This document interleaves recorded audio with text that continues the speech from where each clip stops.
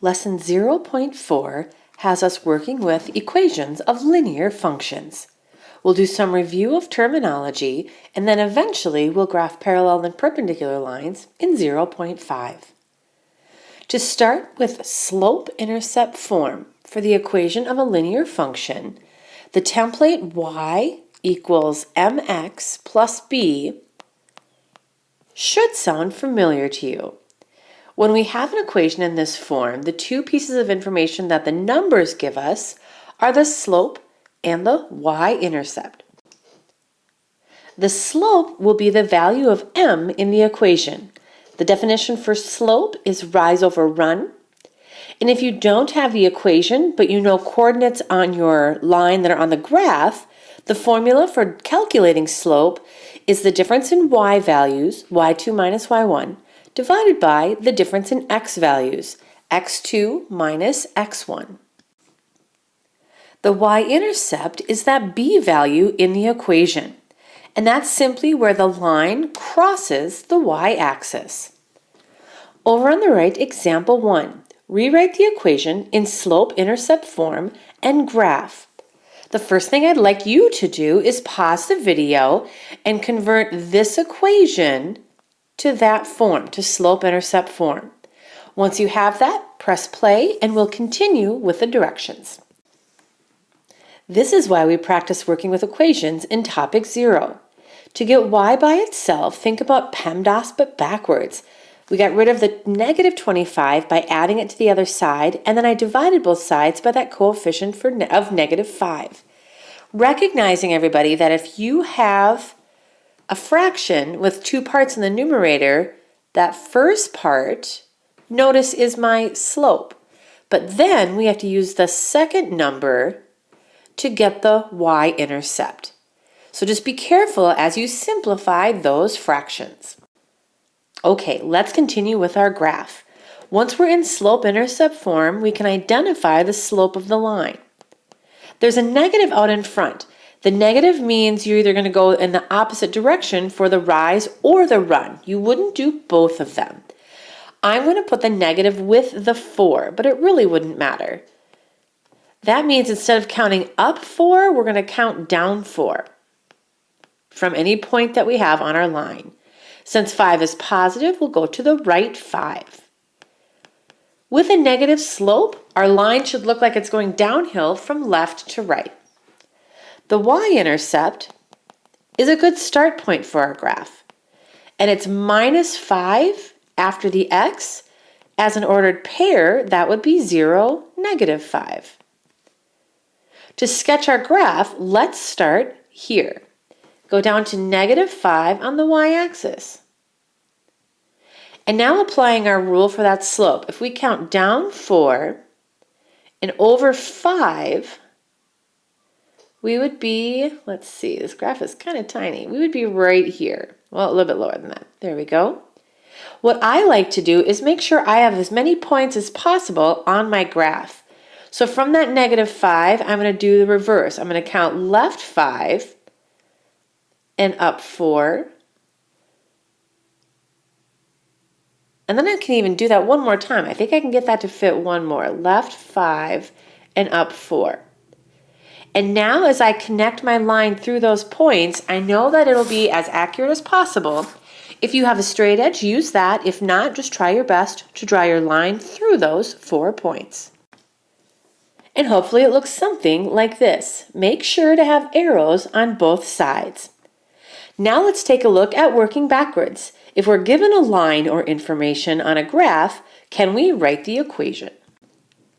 When asked to write an equation, our answers will usually end up in that slope-intercept form. If you have a picture on a graph and you can determine the key pieces of information for that equation, writing a linear equation is pretty easy. Let's take a look at example 2a. It says write the equation of the line in slope-intercept form. That means we know we want it to look like this model when we're done. So now remember that m value is our slope, and that's that rise over run. On the graph, I see from one point I count up to there's my rise, and it's positive. The run horizontally to get to the next point is 3. It was pretty easy to count up and over and see that our slope was 2/3. It's also easy to see on this graph what the y-intercept is. It crosses the y-axis at -2. If you can find both of those things just by looking at your picture, this process goes really fast. Y equals our slope, which is 2/3, times x, plus our y-intercept, which is -2, so that would just be -2. There's writing an equation in slope-intercept form. But not all processes are that simple. If you don't have an equation, there are some steps to follow if you don't have a graph, there are some steps to follow to determine how to create the equation. Here are the steps for that process. If you know 2 points on your coordinate system, the first thing you'd want to do is calculate their slope. And we'll use the formula up above to make that happen. Once you know that, use that slope and the x1, y1 coordinate, just one of the 2 points, and we'll plug it into a new formula called the point slope formula. You keep the plane x and plane y as is, but everything else will be a number. Then we just simplify to the y equals mx plus b, or slope-intercept form. 3 steps, they work every time. Now let's utilize that for example 2b. Write the equation of the line that passes through the 2 given points. And I don't know why we have 2 sets of directions here. That's really interesting. Let's get rid of all of that. We don't need that. We'll just go from here right to there. If it's 1, 1 and -5, -7, I'm going to identify them as x1, y1 and x2, y2. Doesn't matter the order as long as one pair gets the 1s and the other pair gets the 2s, although it's kind of hard to see the 1s right there. Let's try that again. Okay, that's better. Step 1, calculate the slope. What I'm going to do is just write out that slope formula. y2 minus y1 over x2 minus x1. There's a minus there. y2 is -7. And then it's minus y1, which is 1, divided by x2, which is -5, minus x1, which is 1. -7 minus 1 is -8. -5 minus 1 is -6. And then we always want to simplify this fraction. Notice we have a negative on top and bottom, therefore they cancel. 8 over 6 can both be reduced by a factor of 2 to 4/3. So notice our slope is positive. From there, we go to step 2. We know our x1, y1, that was in the beginning. We know our slope. We'll now plug it into that blue formula on the left-hand side. Y minus y1, which is 1, that's nice and easy to work with, equals m times x minus x1, x minus 1. Pretty easy. Now, from here, we just simplify. And this is where we'll have to deal with some fractions, but we've been doing that for the last week or so. We should be in good shape. To get y by itself, we have to think about our simplifying order of operations. I'm going to take that 4/3 and get rid of the parenthesis by distributing it into the x and the -1.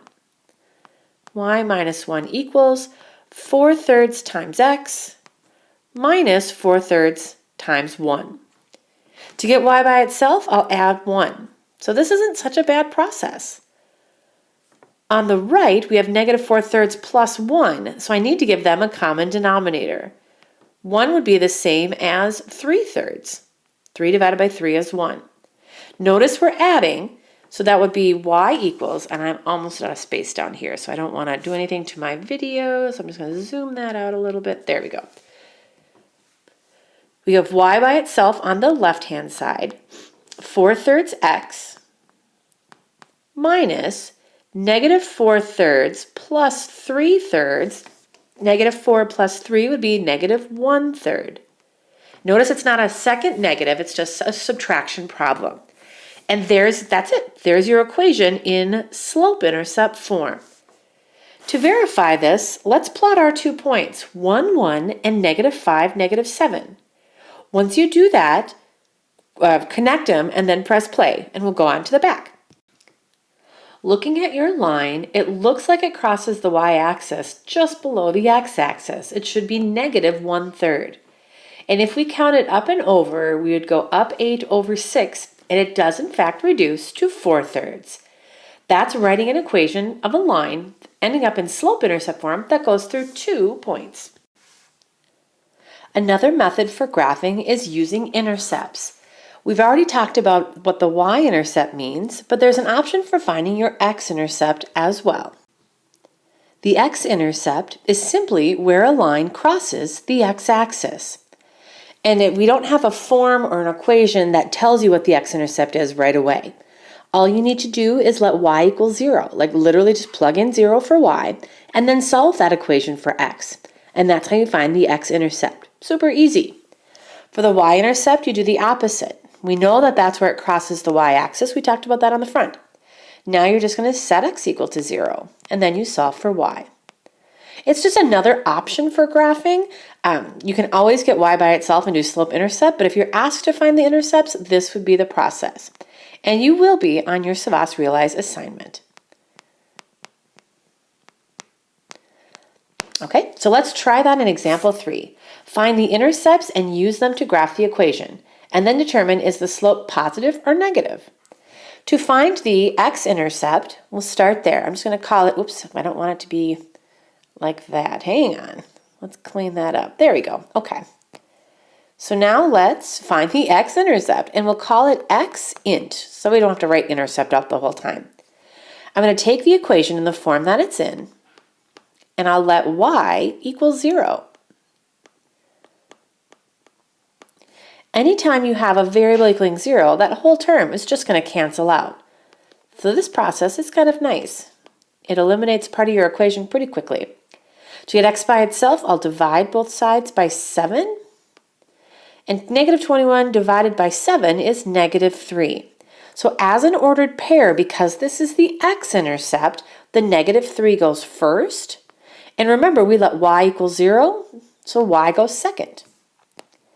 And now let's figure out the y-intercept. Same process, but we let x equal 0 this time. And then -3y equals -21. Again, that first term eliminates. -3y equals -21. Divide both sides by -3. That cancels. -21 divided by -3 is actually +7. As an ordered pair, x was 0 and y is 7. And voila, there are your 2 points. Go ahead and plot them, connect them to draw your line, and then determine is that slope positive or negative. I plotted my 2 points and connected the dots to create my line. The slope is definitely positive from left to right. Our last 2 types of lines have unique kind of configurations with their equations. When we have a horizontal line, what you're looking at is a line that's parallel to the x-axis. That means it goes flat from left to right. The slope then would be 0. So from left to right, it just goes straight across. There's no x-intercept.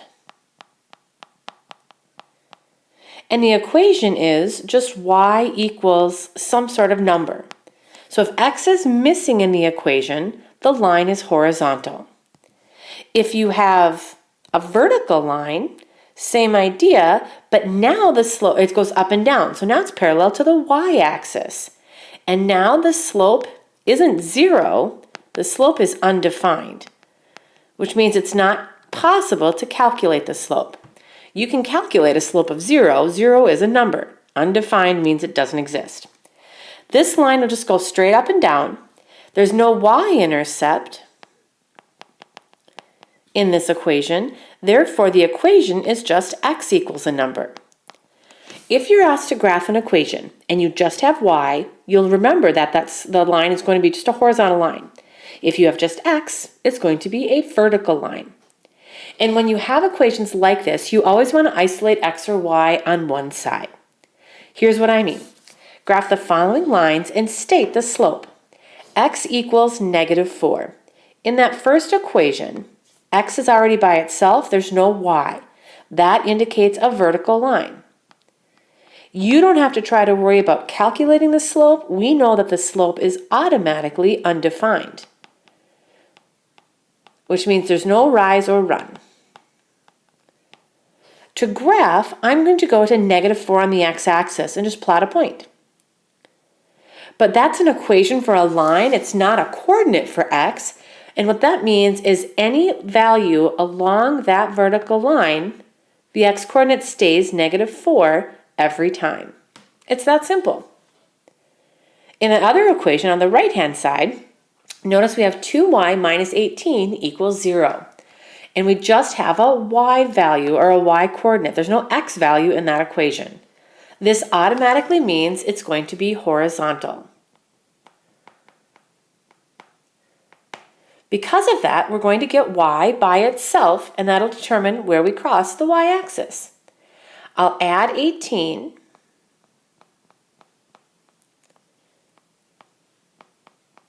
and divide both sides by 2. And we get the equation y equals 9.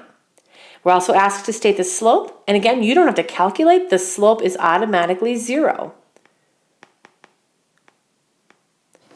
I'm going to go to 9 on the y-axis and plot a point. And since this is horizontal, we will just go straight across. And there's your lesson on graphing all types of linear equations.